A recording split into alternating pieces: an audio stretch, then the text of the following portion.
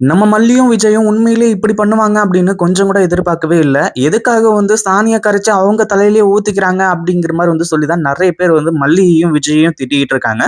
எந்த ஒரு காரணத்தினால அப்படின்னு பார்த்தீங்கன்னா, அதாவது இங்க தேவையே இல்லாத ஒரு விஷயம். ஏற்கனவே இந்த ஒரு கேஸ்ல ஒரு புது இன்ஸ்பெக்டர் போட்டாங்க. அதாவது ஏற்காடுல இருந்து ஒருத்தருக்கு புரமோஷன் குடுத்து, அவர தூக்கிட்டு இந்த ஸ்டேஷன்ல போட்டாங்க. அப்படி இருக்கும்போது, இந்த கேஸ ஈஸியா கண்டுபிடிச்சிருப்பாங்களே! அதுவும் இல்லாம இந்த போலீஸும் நல்ல போலீஸ் தானே அப்படிங்கிற மாரி சொல்லி எல்லாருக்குமே கொஞ்சம் ஹேப்பியா இருந்துட்டு இருந்துச்சு.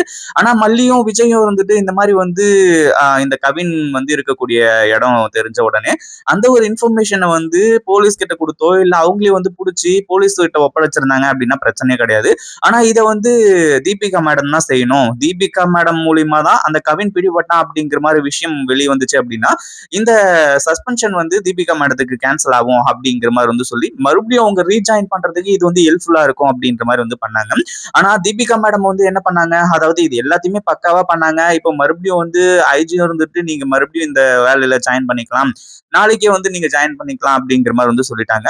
ஆனா இப்பவும் மல்லி மேல கோவம் தீர்ந்துச்சா அப்படின்னு கேட்டீங்கன்னா கண்டிப்பா கிடையாது. இப்போ இன்னும் தான் கோவம் அதிகரிக்குது. கண்டிப்பா இந்த கேஸ்ல இந்த மல்லி சம்மந்தப்பட்டிருக்கான். இதுக்கப்புறம் அவளை நான் சும்மா விட மாட்டேன். என்ன நடந்தாலும் சரி, கண்டிப்பா இந்த மல்லி தப்பிக்கவே முடியாது. கண்டிப்பா அவளை ஜெயிலுக்கு அனுப்பிதான் ஆவேன் அப்படின்ற மாதிரி சொல்லி தீபிகா மேடம் இப்போ மிகப்பெரிய ஒரு குறிக்கோளோட இருந்துட்டு இருக்காங்க. அதாவது உண்மையான குற்றவாளியை கண்டுபிடிச்சு உண்மையிலேயே மல்லி தான் குற்றவாளியா இருந்தா நான் அவளை தூக்கி ஜெயில வைப்பேன் அப்படிங்கிற மாதிரி சொன்னா பிரச்சனையே கிடையாது. ஆனா என்ன நடந்தாலும் சரி மல்லி இதுல சம்பந்தப்பட்டிருக்கா அப்படின்னு சொல்லிட்டு இவங்களே கான்பிடென்ட்டோட நம்புறாங்க. அதுதான் இதுல இருக்கக்கூடிய மிகப்பெரிய ஒரு விஷயம் அப்படின்னே சொல்லலாம். இதுலயும் முக்கியமான ஒரு விஷயம் என்ன அப்படின்னா, கவின் இருந்துட்டு இந்த கொலையை நான் தான் பண்ணேன், அதாவது சுடர் அக்காவை கொலை பண்ணதே நான் தான், எனக்கு அவ்வளவு கோவம் வந்துச்சு, என்னையே ஏமாத்திட்டாங்க அப்படிங்கிற மாதிரி சொல்லி ஒரு மிகப்பெரிய உருட்டுனா, அந்த ஒரு விஷயம், அதாவது அவனே வாலண்டரியா நான் தான் கொலை பண்ணேன் அப்படிங்கிற மாதிரி ஒத்துக்கிட்டாலுமே கூட இந்த கேஸ்ல மல்லி தான் கொலைகாரி அப்படின்ற மாதிரி சொல்லி தீபிகா மேடம் பிளேம் பண்ண பாக்குறாங்க. ஆனா அதே சமயத்துல இப்போ கவின் இப்படிப்பட்ட ஒரு விஷயத்த சொல்லுவான் அப்படின்னு சொல்லிட்டு உண்மையிலேயே தீபிகா மேடம் கொஞ்சம் கூட எதிர்பார்க்கல அப்படின்னு தான் சொல்லணும். அதாவது இப்போ மல்லிய ஜெயிலுக்கு அனுப்பணும், அதுக்கு என்ன வழி அப்படின்னு சொல்லிட்டு சொல்லி இருக்கிற சந்து பொந்து குறுக்கு வழி இது எல்லாத்தையுமே தீபிகா மேடம் அலசி ஆராயறாங்க. கடைசியில இதுதான் கரெக்ட், இந்த ஒரு விஷயம் தான் நம்மளால செய்ய முடியும், இந்த மல்லிய ஜெயிலுக்கு அனுப்புறதுக்கு இதுதான் ஒரே வழி அப்படிங்கிற மாதிரி சொல்லி இந்த ஒரு விஷயத்த தெளிவா செய்யறாங்க. அதாவது என்ன ஆச்சு அப்படின்னா, ஒரு பக்கம் நம்ம மல்லி மேலையும் விஜய் மேலையும் இப்ப கோவம் தீர்ந்திருக்கும் அப்படிங்கிற மாதிரி சொல்லி நினைச்சாங்க.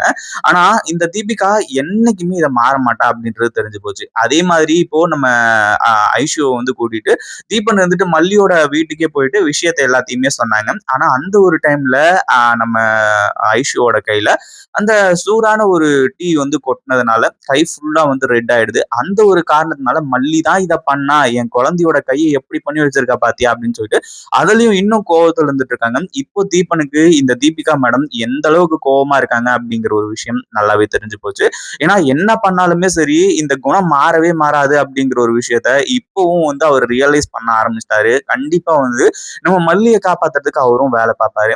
ஆனா அதே சமயத்துல இந்த தீபிகா நேரா லாக்அப் குள்ள போயிட்டு இந்த கவின் கிட்ட கேக்குறாங்க, டேய் கவின் ஒழுங்கு மரியாதையா உண்மையை சொல்லு, என்ன நடந்துச்சு, யாரு அந்த சுடரை கொலை பண்ணது, நீ தான் கொலை பண்ண அப்படிங்கிற மாதிரி ஸ்டேட்மெண்ட் எல்லாம் கொடுத்துருக்கேன், யாருக்காச்சும் பயந்து கொடுத்துருக்கியா என்ன ஏது அப்படிங்கிற மாதிரி விசாரிக்கிறாங்க.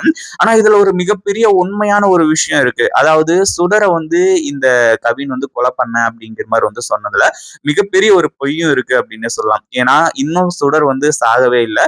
இந்த கவின் சுடரை காப்பாத்துறதுக்காக தான். ஏன்னா இப்போ கவின் இங்க வந்தான் மாட்டிக்கிட்டான், இவனுக்கு பின்னாடி வேற யாராச்சும் இருக்காங்களா அப்படின்ற மாதிரி நோண்டாங்க அப்படின்னா உண்மையிலேயே சுடர் உயிரோடு இருக்காங்க அப்படிங்கிற ஒரு விஷயம் தெரிய வந்துடும். அந்த ஒரு காரணத்தினால்தான் சுடரை நானே கொலை பண்ணிட்டேன் அப்படின்னு சொல்லிட்டு சொல்லி இந்த கவின் சொல்லிட்டு இருந்தான். ஆனா அதே சமயத்துல இப்போ இந்த கவின் இந்த மாதிரி சுடர் அக்காவை நான் தான் கொலை பண்ணேன் அப்படி இப்படின்ற மாதிரி சொல்லும்போது கடைசியில இந்த தீபிகா மேடம் சொல்றாங்க, இந்த மாதிரி நீ இந்த கேஸ்ல இருந்து தப்பிக்கணும் அப்படின்னா உனக்கு ஒரு நல்ல வாய்ப்பு நான் கொடுக்குறேன் அப்படிங்கிற மாதிரி சொல்றாங்க.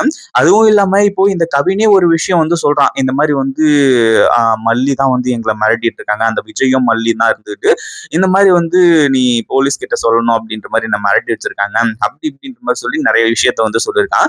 ஏன்னா ஏற்கனவே மல்லி தான் இந்த கொலையை பண்ணா அப்படிங்கிற மாதிரி சொல்லி இந்த இவங்க தீபிகா மேடம் நம்புறாங்க. அப்படி இருக்கும்போது இந்த கவின் இப்படி சொல்றது உண்மையிலேயே மிகப்பெரிய அதிர்ச்சி ஆயிடுச்சு.